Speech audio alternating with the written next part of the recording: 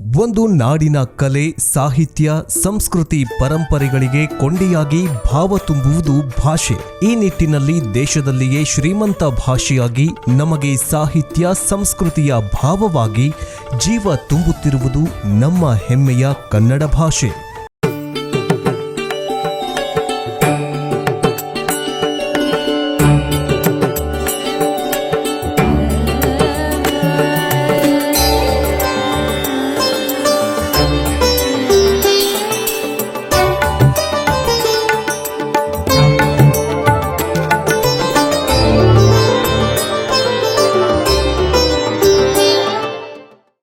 ಭಾಷೆಯ ಬೆಳವಣಿಗೆಗಾಗಿ ಇಲ್ಲಿ ಕಳೆದ ಸಾವಿರಾರು ವರ್ಷಗಳಿಂದ ಸಾಹಿತ್ಯ ಕೃಷಿಯು ನಿರಂತರವಾಗಿ ನಡೆದು ಬರುತ್ತಿದೆ.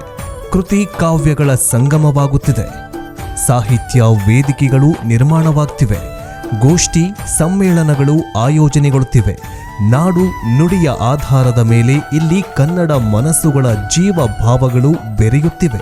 ಆ ಒಂದು ದೆಸೆಯಲ್ಲಿ ಹಿರಿಯರಿಗೆ ಮಾತ್ರ ಮೀಸಲಾಗಿದ್ದ ಸಾಹಿತ್ಯ ಸಮ್ಮೇಳನಗಳು, ವೇದಿಕೆಗಳು ಭವಿಷ್ಯದ ಸಾಂಸ್ಕೃತಿಕ ಸಾಹಿತ್ಯಿಕ ರಾಯಭಾರಿಗಳಾದ ಮಕ್ಕಳಿಗಾಗಿಯೂ ಕೂಡ ರೂಪುಗೊಳ್ಳಬೇಕು ಎನ್ನುವ ಆಶಯದೊಂದಿಗೆ ದಿನಾಂಕ 26/10/2013 ರಾಜ್ಯದಲ್ಲಿಯೇ ಮೊದಲ ಬಾರಿಗೆ ಹಾಸನ ಜಿಲ್ಲೆಯ ಚನ್ನರಾಯಪಟ್ಟಣ ತಾಲೂಕಿನಲ್ಲಿ ಪರಿಸರವಾದಿ, ಮಕ್ಕಳ ಪ್ರೇಮಿ, ರಾಷ್ಟ್ರ ಪರಿಸರ ಪ್ರಶಸ್ತಿ ಪುರಸ್ಕೃತ ಶ್ರೀ ಚನ್ನಂ ಅಶೋಕ್ ರವರ ಸಾರಥ್ಯದಲ್ಲಿ ಮೂಡಿಬಂದ ಅತಿದೊಡ್ಡ ಮಕ್ಕಳ ವೇದಿಕೆಗೆ ಕರ್ನಾಟಕ ರಾಜ್ಯ ಮಕ್ಕಳ ಸಾಹಿತ್ಯ ಪರಿಷತ್ತು.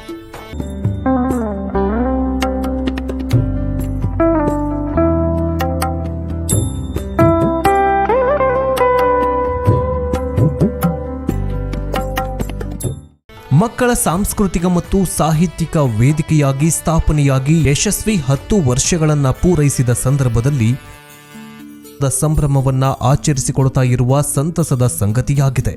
ಕಳೆದ 10 ವರ್ಷಗಳಿಂದ ಕನ್ನಡ ನಾಡಿನ ಎಳೆಯ ಚೇತನಗಳಲ್ಲಿ ನಾಡು, ನುಡಿ, ನೆಲ, ಜಲ, ಪರಿಸರ ಕಾಳಜಿ, ಮಾತೃಭಾಷಾ ಪ್ರೇಮ, ಸಾಹಿತ್ಯಾಸಕ್ತಿ, ಸೃಜನಶೀಲ ಬರವಣಿಗೆ ಹಾಗೂ ಸಮಾಜದಲ್ಲಿ ಉತ್ತಮ ಪ್ರಜೆಗಳಾಗುವುದಕ್ಕೆ ಮಾನವೀಯ ಮೌಲ್ಯಗಳನ್ನು ಬೆಳೆಸಿ ನಾಡಿನ ಮೂಲೆ ಮೂಲೆಯಲ್ಲೂ ವಿಶ್ವ ಮಾನವ ಸಂದೇಶವನ್ನ ಸಾರುತ್ತಿದೆ ಮಕ್ಕಳ ಸಾಹಿತ್ಯ ಪರಿಷತ್ತು. ಕನ್ನಡ ಮಕ್ಕಳ ಸರ್ವತೋಮುಖ ಬೆಳವಣಿಗೆಗಾಗಿ ನೂರಾರು ವಿಭಿನ್ನ ಕಾರ್ಯಕ್ರಮಗಳನ್ನು ಆಯೋಜಿಸುತ್ತಿರುವ ಪರಿಷತ್ತು ಪ್ರಥಮ ಬಾರಿಗೆ 2014 ಫೆಬ್ರವರಿ ತಿಂಗಳಿನಲ್ಲಿ ಹಾಸನದ ಚನ್ನರಾಯಪಟ್ಟಣದಲ್ಲಿ ತಾಲೂಕು ಮಟ್ಟದ ಪ್ರಥಮ ಮಕ್ಕಳ ಸಾಹಿತ್ಯ ಸಮ್ಮೇಳನವನ್ನ ಆಯೋಜನೆ ಮಾಡುವ ಮೂಲಕ ಮೊದಲ ಕವಿಗೋಷ್ಠಿಯಲ್ಲಿಯೇ 80ಕ್ಕೂ ಹೆಚ್ಚು ಉದಯೋನ್ಮುಖ ಬಾಲ ಪ್ರತಿಭೆಗಳು ಪಾಲ್ಗೊಂಡು ಒಂದು ಅಭೂತಪೂರ್ವ ದಾಖಲೆಯನ್ನ ಬರೆಯಿತು. ಇದಾದ ಬಳಿಕ ಹೋಬಳಿ, ತಾಲೂಕು, ಜಿಲ್ಲಾ ಮಟ್ಟ ಹಾಗೂ ರಾಜ್ಯ ಮಟ್ಟದ ಮಕ್ಕಳ ಸಾಹಿತ್ಯ ಸಮ್ಮೇಳನಗಳು ಕೂಡ ಆಯೋಜನೆಗೊಳ್ಳುತ್ತಾ ಬಂದಿವೆ.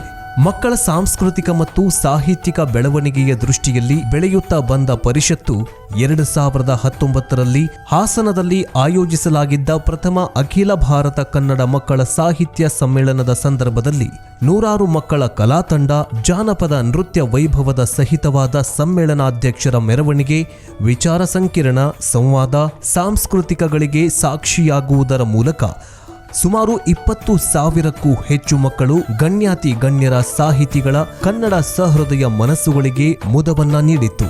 ಇವಿಷ್ಟು ಅಲ್ಲದೆ ಪರಿಷತ್ತು ಇಂದು ರಾಷ್ಟ್ರವ್ಯಾಪಿಯಾಗಿ ದೆಹಲಿ, ಮಹಾರಾಷ್ಟ್ರದ ಪುಣೆ, ಕೇರಳದ ಕಾಸರಗೋಡು, ಹರಿಯಾಣ, ರಾಜಸ್ಥಾನ, ಗೋವಾ ಸೇರಿದಂತೆ ಕರುನಾಡಿನ 30 ಜಿಲ್ಲೆಗಳಲ್ಲಿ ತನ್ನ ಘಟಕಗಳನ್ನು ಸ್ಥಾಪಿಸಿಕೊಂಡು ಮಕ್ಕಳ ಸರ್ವತೋಮುಖ ಬೆಳವಣಿಗೆಗೆ ಶ್ರಮಿಸುತ್ತಾ ಮುನ್ನಡೆದಿದೆ. ಈ ಹಿನ್ನೆಲೆಯಲ್ಲಿ ರಾಷ್ಟ್ರ ರಾಜಧಾನಿ ದೆಹಲಿಯಲ್ಲಿ 2018 ನವೆಂಬರ್ 26ರಂದು ಕನ್ನಡದ ಹಿರಿಯ ಸಾಹಿತಿ, ರಾಜ್ಯಸಭಾ ಸಂಸದರಾದ ಡಾಕ್ಟರ್ ಎಲ್ ಹನುಮಂತಯ್ಯರವರ ಅಮೃತ ಹಸ್ತದಿಂದ ದೆಹಲಿ ಘಟಕವು ಸ್ಥಾಪಿತಗೊಂಡು 5 ವರ್ಷಗಳ ಯಶಸ್ವಿ ಕೆಲಸಗಳನ್ನ ಮಾಡುತ್ತಾ ಸಾಗಿದ್ದು, ಘಟಕವು ದೆಹಲಿ ಸೇರಿದಂತೆ ಹರಿಯಾಣ, ಗುರುಗ್ರಾಮ ಹಾಗೂ ರಾಜಸ್ಥಾನದ ಬಿವಾಡಿಯ ಕನ್ನಡ ಮಕ್ಕಳಲ್ಲಿ ಸೃಜನಶೀಲ ಬರವಣಿಗೆ, ಸಾಹಿತ್ಯ, ಕಲೆ, ಸಂಸ್ಕಾರ, ಸಂಸ್ಕೃತಿಯನ್ನ ಬಿತ್ತುವ 10 ಹಲವು ಕಾರ್ಯ ಯೋಜನೆಗಳನ್ನ ನಿರಂತರವಾಗಿ ರೂಪಿಸಿ ವೈವಿಧ್ಯಮಯ ಕಾರ್ಯಕ್ರಮಗಳನ್ನ ಅನುಷ್ಠಾನಕ್ಕೆ ತಂದು ಅಸಂಖ್ಯಾತ ಕನ್ನಡ ಪ್ರಿಯರ ಗಮನವನ್ನ ಸೆಳೆದಿದೆ.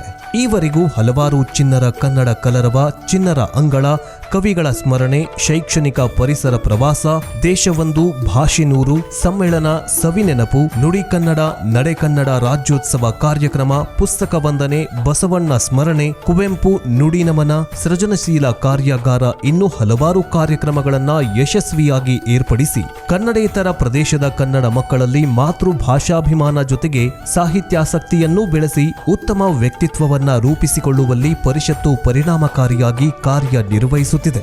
ಕರ್ನಾಟಕ ರಾಜ್ಯ ಮಕ್ಕಳ ಸಾಹಿತ್ಯ ಪರಿಷತ್ತಿನ ಸಾರ್ಥಕ ಶತಮಾನೋತ್ಸವದ ಆಚರಣೆ ಹಾಗೂ ದೆಹಲಿ ಘಟಕ ಆರಂಭಗೊಂಡು ಯಶಸ್ವಿಯಾಗಿ 5 ವರ್ಷಗಳನ್ನು ಪೂರೈಸುವ ಈ ಸಂದರ್ಭದ ಸಂಭ್ರಮಾಚರಣೆಯ ಅಂಗವಾಗಿ ಇಂದು ರಾಷ್ಟ್ರ ರಾಜಧಾನಿ ದೆಹಲಿಯಲ್ಲಿ ಅದ್ಧೂರಿಯಾಗಿ ಮತ್ತು ಅರ್ಥಪೂರ್ಣವಾಗಿ ಪ್ರಥಮ ರಾಷ್ಟ್ರೀಯ ಹೊರನಾಡ ಮಕ್ಕಳ ಕನ್ನಡ ಸಾಹಿತ್ಯ ಸಮ್ಮೇಳನ ಆಯೋಜನೆಗೊಂಡಿರುವುದು ನಮ್ಮೆಲ್ಲರ ಹೆಮ್ಮೆ, ಮಕ್ಕಳ ಸಾರ್ಥಕತೆ ಹಾಗೂ ಪದಾಧಿಕಾರಿಗಳ ಕನಸು. ಇನ್ನು ಸಮ್ಮೇಳನಕ್ಕೆ ನಾಡಿನಿಂದ ಹೊರ ರಾಜ್ಯಗಳಿಂದ ನೂರಾರು ಪ್ರತಿಭಾನ್ವಿತ ಮಕ್ಕಳು, ಕನ್ನಡಿಗರು, ಬಾಲ ಕಲಾವಿದರು, ಪ್ರಸಿದ್ಧ ಸಾಹಿತಿಗಳು, ಗಣ್ಯಾತಿ ಗಣ್ಯರು, ಪರಮ ಪೂಜ್ಯರು, ಪರಿಷತ್ತಿನ ಜಿಲ್ಲಾಧ್ಯಕ್ಷರು, ಪದಾಧಿಕಾರಿಗಳು, ಹಿಂದಿನ ಮಕ್ಕಳ ಸಾಹಿತ್ಯ ಸಮ್ಮೇಳನಾಧ್ಯಕ್ಷರು ಕೂಡ ಪಾಲ್ಗೊಂಡು ಈ ಐತಿಹಾಸಿಕ ಸಮ್ಮೇಳನಕ್ಕೆ ಮೆರುಗು ತರಲಿದ್ದಾರೆ. ಮಕ್ಕಳ ಜಾನಪದ ಕಲಾ ತಂಡಗಳೊಂದಿಗೆ ಸಮ್ಮೇಳನಾಧ್ಯಕ್ಷರ ಮೆರವಣಿಗೆ, ಗೋಷ್ಠಿ, ಸಂವಾದ ಹಾಗೂ ಸಂಜೆ ಸಾಂಸ್ಕೃತಿಕ ಕಾರ್ಯಕ್ರಮಗಳಲ್ಲಿ ಜಾನಪದ ಕಲಾ ತಂಡಗಳು ಹಾಗೂ ಜಿ ಕನ್ನಡ ಸರಿಗಮಪ ಹಾಗೂ ಡ್ರಾಮಾ ಜೂನಿಯರ್ಸ್ ಬಾಲ ಕಲಾವಿದರಿಂದ ವಿಶೇಷ ಸಂಗೀತ ಮತ್ತು ಹಾಸ್ಯ ಕಾರ್ಯಕ್ರಮಗಳೊಂದಿಗೆ ಹೊರನಾಡಿನಲ್ಲಿ ಕನ್ನಡ ಮಕ್ಕಳ ಕನ್ನಡ ಹಬ್ಬವು ಅದ್ಧೂರಿಯಾಗಿ ನೆರವೇರಲಿದೆ. ಶ್ರೀ ಶ್ರೀ ಶ್ರೀ ಡಾಕ್ಟರ್ ನಿರ್ಮಲಾನಂದ ಸ್ವಾಮೀಜಿಗಳ ದಿವ್ಯ ಸಾನ್ನಿಧ್ಯದಲ್ಲಿ ಅವರ ಕೃಪಾಶೀರ್ವಾದಗಳೊಂದಿಗೆ ಈ ಐತಿಹಾಸಿಕ ಸಮ್ಮೇಳನಕ್ಕೆ ಉದ್ಘಾಟಕರಾಗಿ ವೈದ್ಯ, ಸಾಹಿತಿ ಹಾಗೂ ಚಂದನ ವಾಹಿನಿಯ ಥಟ್ ಅಂತ ಹೇಳಿ ಕಾರ್ಯಕ್ರಮದ ನಿರೂಪಕರಾಗಿರುವ ಡಾಕ್ಟರ್ ನಾ ಸೋಮೇಶ್ವರ್ ಅವರ ಆಗಮನವು ಮಕ್ಕಳಿಗೆ ಒಂದು ಸ್ಫೂರ್ತಿಯನ್ನ ತುಂಬಿದೆ. ಜೊತೆಗೆ ದೆಹಲಿ, ಹರಿಯಾಣ, ರಾಜಸ್ಥಾನ, ಮಹಾರಾಷ್ಟ್ರ, ಕೇರಳ ರಾಜ್ಯಗಳು ಸೇರಿದಂತೆ ಕರ್ನಾಟಕ ರಾಜ್ಯದಿಂದ ನೂರಾರು ಸಂಖ್ಯೆಯಲ್ಲಿ ಪ್ರತಿಭಾನ್ವಿತ ಮಕ್ಕಳು, ಕಲಾ ತಂಡಗಳು, ಕನ್ನಡ ಸಾಹಿತಿ ಪ್ರಿಯರು ಹಾಗೂ ಕನ್ನಡಿಗರು ಕೂಡ ಭಾಗಿಯಾಗಲಿದ್ದು ರಾಷ್ಟ್ರ ರಾಜಧಾನಿಯಲ್ಲಿ ಕನ್ನಡದ ಕಹಳೆಯನ್ನ ಊದುವಂತಾಗಿದೆ. ನಮ್ಮೆಲ್ಲರ ಅನ್ನದಾತೆ, ಆಶ್ರಯದಾತೆ ತಾಯಿ ಭುವನೇಶ್ವರಿ ತಾಯಿಯ ಪಾದವನ್ನು ಕರ್ನಾಟಕ ರಾಜ್ಯ ಮಕ್ಕಳ ಸಾಹಿತ್ಯ ಪರಿಷತ್ತಿನ ವತಿಯಿಂದ ನವೆಂಬರ್ 15ನೇ ತಾರೀಕು ನಡೆಯುವಂಥ ನುಡಿ ಜಾತ್ರೆ, ಕನ್ನಡದ ಅಕ್ಷರ ಜಾತ್ರೆಯಲ್ಲಿ 107 ಚೇತನಗಳಲ್ಲಿರುವಂಥ ಸಾಹಿತ್ಯದ ಬೇರುಗಳನ್ನು ಗಟ್ಟಿಗೊಳಿಸುವಂಥ ಕೆಲಸ ಆಗಲಿ, ಸಾಹಿತ್ಯದ ರಸದೋಷ ನಡೆಯಲಿ, ಸಾಹಿತ್ಯವನ್ನು ಬೆಳೆಸುವಂಥ ಇಂಥ ಶಿಬಿರಗಳು ನೂರಾರು ಆಗಬೇಕು ಅಂತ ಆಶಿಸ್ತಾ ದೆಹಲಿ ನಡೆಯುವಂಥ ಸಮ್ಮೇಳನಕ್ಕೆ ಆರ್ಥಿಕವಾದ ಶುಭಾಶಯ ಅರ್ಪಿಸ್ತೀನಿ. ನಮ್ಮ ಕನ್ನಡ ಮಕ್ಕಳ ಸಾಂಸ್ಕೃತಿಕ ಮೆರಗನ್ನ ನೋಡಲು ದೆಹಲಿಯೇ ಕಾತುರದಿಂದ ಕಾಯ್ತಾ ಇದೆ ಎಂದ್ರೆ ಅತಿಶಯೋಕ್ತಿ ಆಗ್ಲಿಕ್ಕಿಲ್ಲ.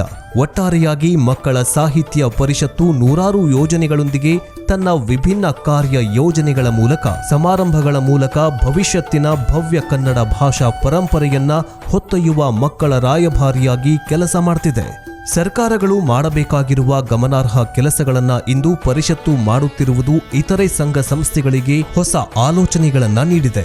ಈ ದೃಷ್ಟಿಯಲ್ಲಿ ಮಕ್ಕಳ ಸರ್ವತೋಮುಖ ಬೆಳವಣಿಗೆಗಾಗಿ ಅಗಾಧ ಬದ್ಧತೆಯೊಂದಿಗೆ ಅವಿರತ ಶ್ರಮಿಸುತ್ತಿರುವ ಪರಿಷತ್ತು ಹಾಕಿಕೊಂಡಿರುವ ಹಲವು ವಿಶಿಷ್ಟ ಯೋಜನೆಗಳಿಗೆ ಸರ್ಕಾರಗಳು, ಹಿರಿಯರು, ಸಾಹಿತಿಗಳು ಹಾಗೂ ಕನ್ನಡ ಮನಸ್ಸುಗಳು ಜೊತೆಗೆ ನಿಂತು ಮಕ್ಕಳಲ್ಲಿ ಸಂಸ್ಕೃತಿ ಚಿಂತನೆಗಳನ್ನ ಬೆಳೆಸುವ ನಿಟ್ಟಿನಲ್ಲಿ ಪ್ರಾಮಾಣಿಕವಾಗಿ ದುಡಿಯಬೇಕಾಗಿದೆ.